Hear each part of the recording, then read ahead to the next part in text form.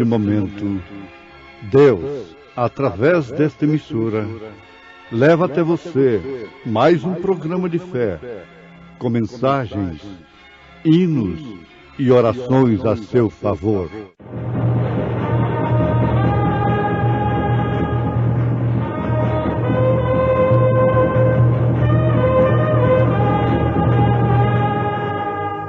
Fé para vencer.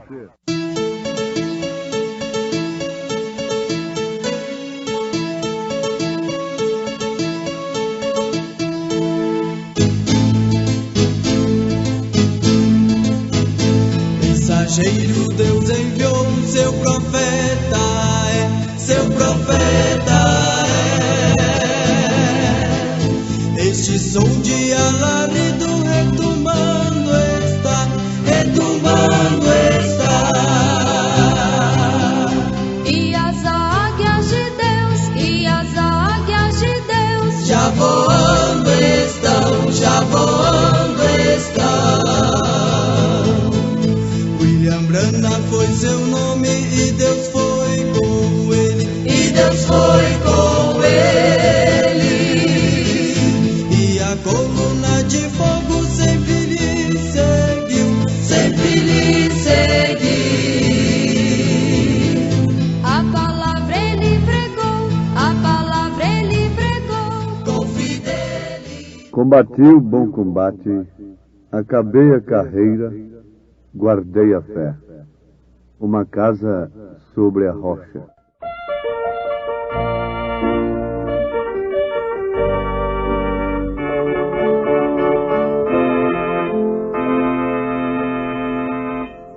Quem na areia constrói, vê a casa cair, a procela destrói quando chega a rugir. Se o vento soprar, em perigo há de estar, sobre a areia a mansão, sem firmeza no chão.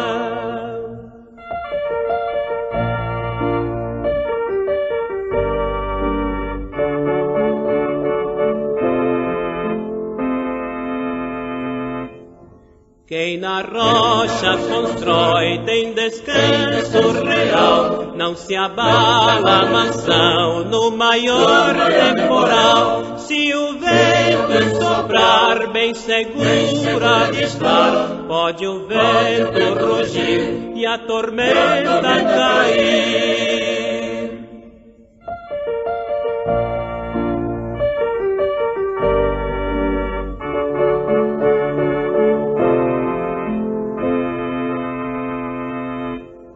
Cristo é a rocha real, sobre a qual sem tardar tua vida eterna deves edificar.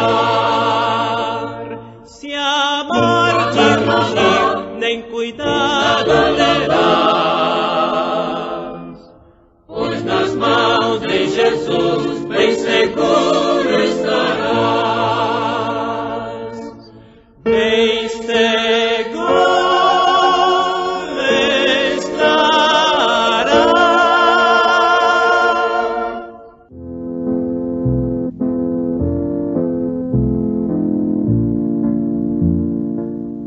Este hino nos faz lembrar o que Jesus disse: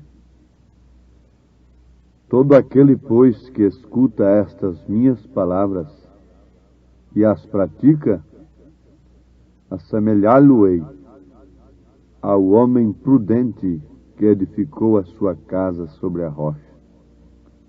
E desceu a chuva, e correram rios, e assopraram ventos e combateram aquela casa, e não caiu, porque estava edificada sobre a rocha. E aquele que ouve estas minhas palavras e as não cumpre, compará-lo-ei ao homem insensato, quer dizer, ao homem louco, que edificou a sua casa sobre a areia, e desceu a chuva, e correram rios, e assopraram ventos, e combateram aquela casa, e caiu, e foi grande a sua queda. Isto está escrito no Evangelho segundo São Mateus, capítulo 7, versículo 23 ao versículo 27. A casa caiu, a grande Babilônia tem caído, isso está profetizado, porque ela está edificada sobre a areia das coisas terrenas, edificada sobre o ouro, a prata, sobre as coisas efêmeras desta vida. Mas, mesmo estando edificados na rocha, não podemos esquecer que temos um combate. Os ventos vêm com impetuosidade contra ambas as casas. Com a mesma força que ele vem sobre a casa edificada na areia, ele vem também sobre a casa edificada na rocha. A diferença é que está, uma caiu e a outra não. A outra permaneceu sólida, edificada. Paulo disse: combati o bom combate, acabei a carreira, guardei a fé. 2 Timóteo, capítulo 4, versículo 7. O apóstolo mostra, através de suas cartas e de seu próprio testemunho, que a vida cristã é constantemente uma luta, um atrito da luz contra as trevas, do espírito contra a carne. Ele disse para a igreja da Galácia, na carta aos Gálatas, capítulo 5, ele fala claramente, explica, e por isso não precisa de intérprete, porque a Bíblia é interpretada pelo seu próprio autor. Ela já é interpretada, ela já é explicada como está escrito. Aliás, foi a maneira que Jesus venceu a Satanás. Foi citando o que está escrito, não interpretando o que está escrito. Na carta aos Gálatas, capítulo 5, a partir do verso 16, ele diz: digo, porém, andai em espírito, e não cumprireis a concupiscência da carne. Concupiscência é desejo. Porque a carne cobiça contra o espírito, e o espírito contra a carne, e estes opõem-se um ao outro, para que não façais o que quereis. Mas, se sois guiados pelo Espírito, não estáis debaixo da lei, porque as obras da carne são manifestas, as quais são.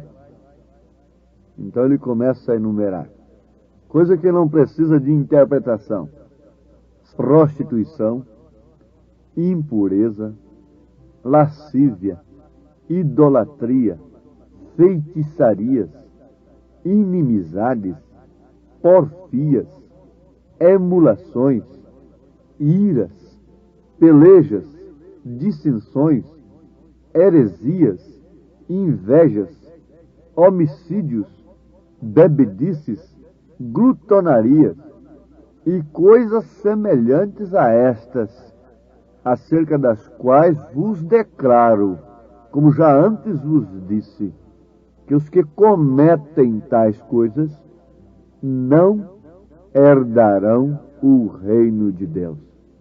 Qual a interpretação que precisamos disto? Aos Gálatas, capítulo 5, a partir do verso 16, está aí a luta, a inclinação da árvore. Se você vê pelo lado que a árvore está inclinada, você logo vê para onde ela vai cair. Está aqui numa montanha, a árvore inclinada naturalmente para baixo. Que lado que ela vai cair? Você ainda vai perguntar? Será que lado que ela vai cair? Na mesma Bíblia, na carta aos Romanos, capítulo 8, está escrito: porque a inclinação da carne é morte, mas a inclinação do Espírito é vida e paz. Porquanto a inclinação da carne é inimizade contra Deus, pois não é sujeita à lei de Deus, nem em verdade o pode ser. Portanto, os que estão na carne não podem agradar a Deus. Falando à igreja, ele diz: vós, porém, não estáis na carne, mas no Espírito, se é que o Espírito de Deus habita em vós. Então, logicamente, ele está se referindo ao Espírito Santo. Mas se alguém não tem o Espírito de Cristo, esse tal não é dele, porque aquele que não tem o Espírito de Cristo não vence o combate da carne. Combati um bom combate, acabei a carreira, guardei a fé. Aquele que não tem o Espírito Santo não pode definitivamente vencer esse combate da carne contra o Espírito. Sabemos que o Espírito Santo usa a arma invencível de Deus, que é a sua palavra. A Bíblia diz que a espada do Espírito é a palavra de Deus. Mas vejam aqui, na mesma leitura, na mesma escritura aos Gálatas capítulo 5, em continuação, versículo 22, ele diz: mas o fruto do Espírito é amor, gozo, paz, longanimidade, benignidade, bondade, fé, mansidão, temperança. E Pedro disse: fé, virtude, conhecimento, temperança, paciência, piedade, amor fraternal. Contra estas coisas não há lei. Contra estas coisas é o mesmo que você dizer: contra a força não há resistência. Esta é a força de Deus. É aquela força que Sansão tinha antes de ser vencido pela carne, pelo sexo, pela concupiscência, pelo laço diabólico de uma mulher adúltera. A mulher representa também a igreja. Antes de ser vencido pela igreja adúltera, o evangelho, os pregadores, não podiam estar com seus olhos fechados, arrancados, cegos, guiando as multidões para o abismo. Assim aconteceu com Sansão. Mas ainda bem que na última etapa da sua vida, reconhecendo o seu fracasso, a sua derrota, ele fez uma oração que teve um preço. Ele tinha 7 tranças no seu cabelo. Ele tinha voto. Ele era nazireu, representando justamente os 7 períodos da igreja de Jesus aqui na terra. E que ela perderia a força do Espírito. Ela seria vencida pela carne, como Sansão foi. Mas no fim, ele orou, sabendo que a sua oração tinha um preço que causaria morte. Agora, há uma morte para a vida e há uma morte para a condenação. Ambos, nós, todos que estamos na terra, temos de morrer. Uns morrem para a vida eterna, outros morrem para a condenação eterna. Uns morrem e estarão na primeira ressurreição, enquanto outros morrem e aguardarão a segunda ressurreição, depois do milênio, quando serão julgados no trono branco. Agora notem o preço da oração de Sansão, quando reconheceu, caiu em si, e foi na última era, no último instante da sua vida, é o preço da oração da igreja neste século. Sim, tem que causar morte, morte do eu, morte da carne, morte da idolatria, da feitiçaria, da prostituição, da impureza, da lascívia, morte da inimizade, da porfia, da emulação, da ira, da peleja, da dissensão, da heresia, morte da inveja, do homicídio, da bebedice, da glutonaria, da vaidade, da falta de pudor, da licenciosidade, morte desse sexo pervertido, exibido ao público, morte da carne, vitória do espírito, mas tem que morrer. É necessário que haja uma matança para que haja a ressurreição. É necessário que haja morte para que haja vida. É necessário que haja morte para que haja ressurreição. Para o sol nascer no outro dia, ele tem que se cobrir hoje.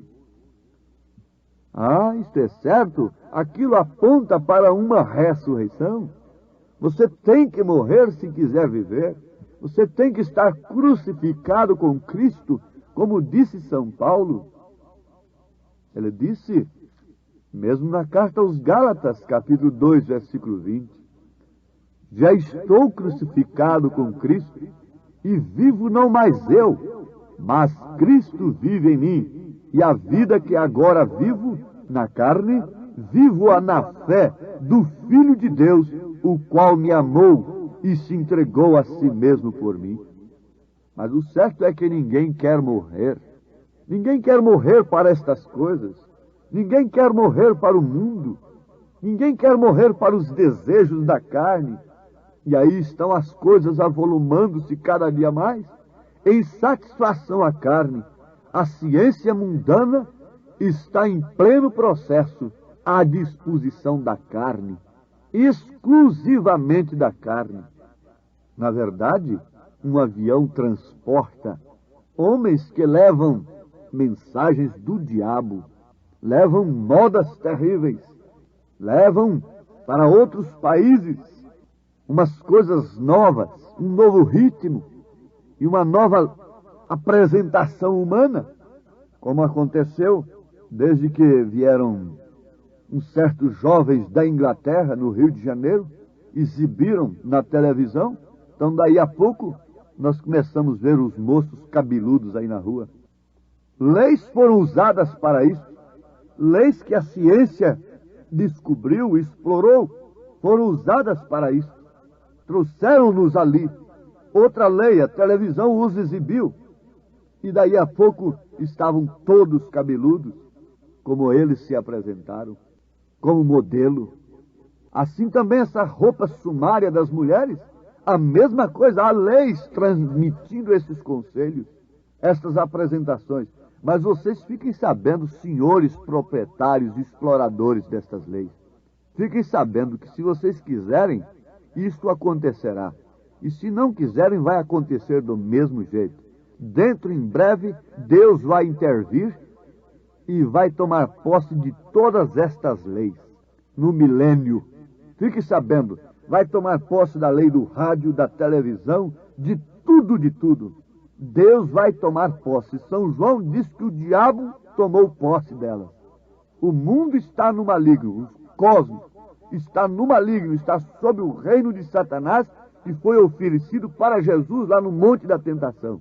Mas Jesus o rejeitou, porque ele preferiu comprar com o seu próprio sangue aquilo que já era seu, criado por ele.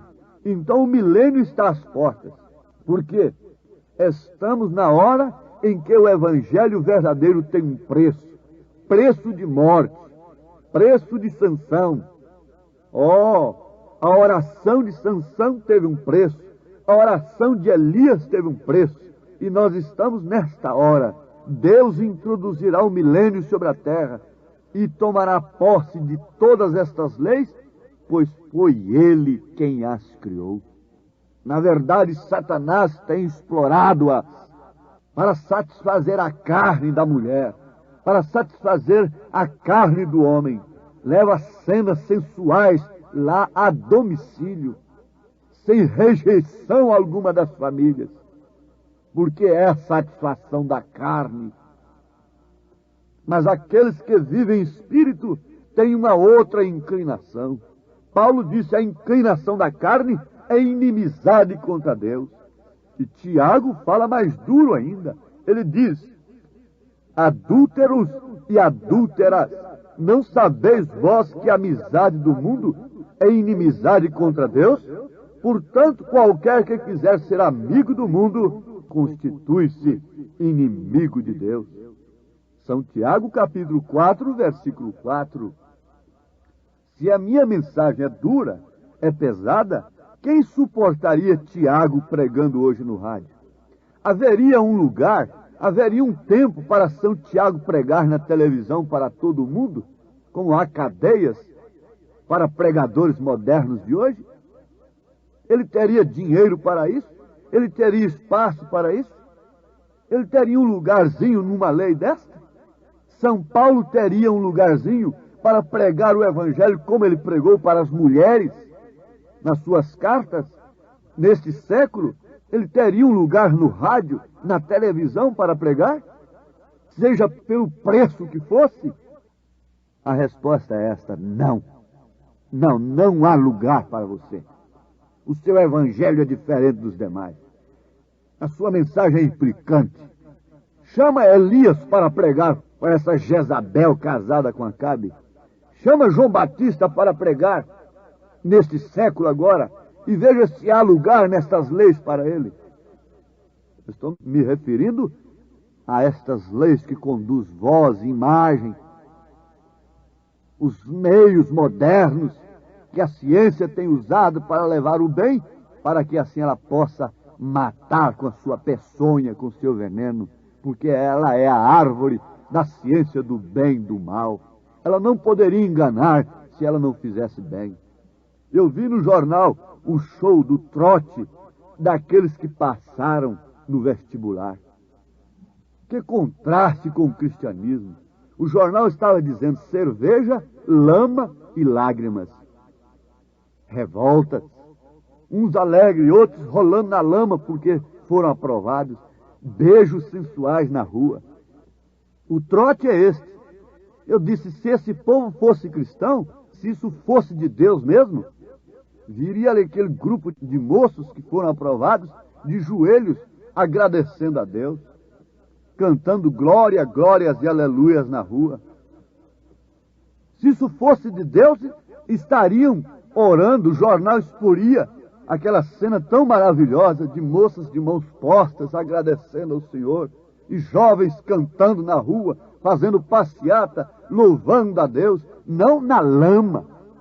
Cerveja, lama, lágrimas, beijos sensuais, porque foram aprovados. Isso é de Deus? Isso é inclinação da carne, que é inimizade contra Deus. Agora eu estou falando o que a Bíblia diz. Posso pregar a Bíblia? Ah, sim, para aqueles que esperam naquele lar, muito além do sol. Muito além do sol. Aqui no mundo não tenho riqueza, sei que lá na glória tenho a mansão. Ó alma perdida e menos pobreza, de mim Jesus Cristo teve compaixão. Muito além do sol, muito além do sol. Mas a nossa cidade está nos céus, donde também esperamos o Salvador, o Senhor Jesus Cristo, que transformará o nosso corpo abatido para ser conforme o seu corpo glorioso, segundo o seu eficaz poder de sujeitar também a si todas as coisas, todas as leis.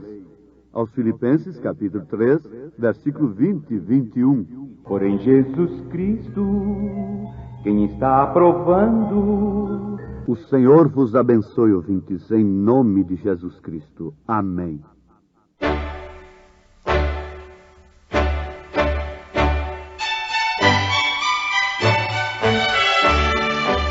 Ouvintes, escreva-nos pela caixa postal de número 15.020, 15020, CEP 74.501-970, Goiânia, Goiás. O nosso endereço na internet é www.apalavraoriginal.org.br. Volte a nos ouvir amanhã novamente neste mesmo horário, nesta emissora, se o Senhor nos permitir, com fé no Filho de Deus, a fé que vence o mundo.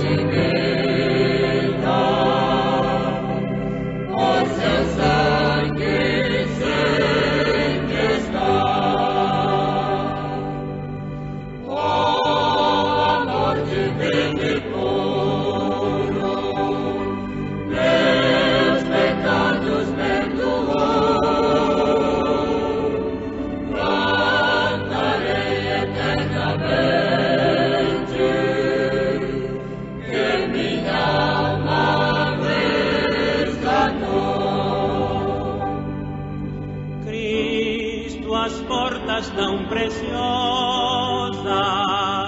sei que a mim Ele abrirá, pois minha alma redimida por seu sangue sei que está.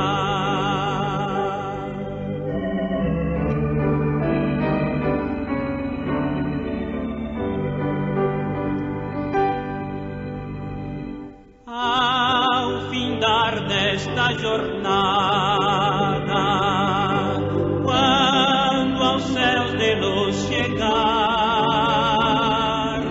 que minha alma agradecida possa teu amor louvar. Cristo, as portas tão preciosas,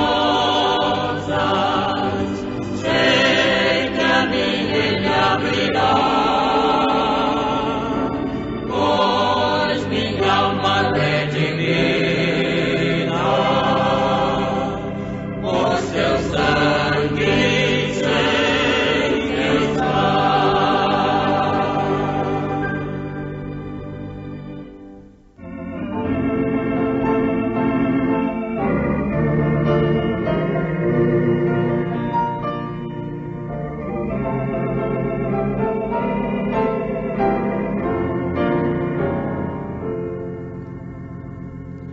Oh alma cansada em tormento, vagando nas trevas sem luz, se olhares a Cristo um momento, terás vida eterna à luz.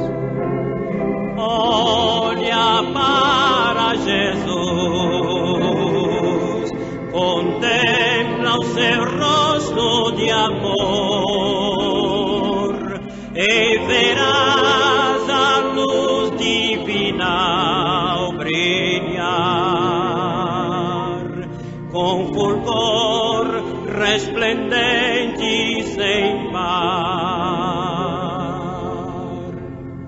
Jesus com poder triunfante a morte venceu sobre a cruz e vida eterna nos garante se andarmos com Ele na luz. Olha para Jesus, contempla o seu rosto de amor e verás a luz divina brilhar com fulgor resplendente sem par.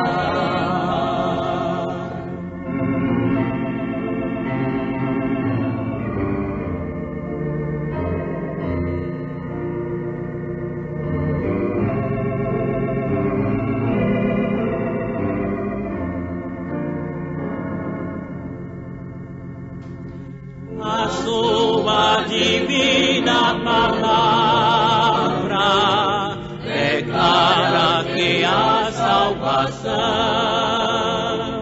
para todo que nele confia e dele recebe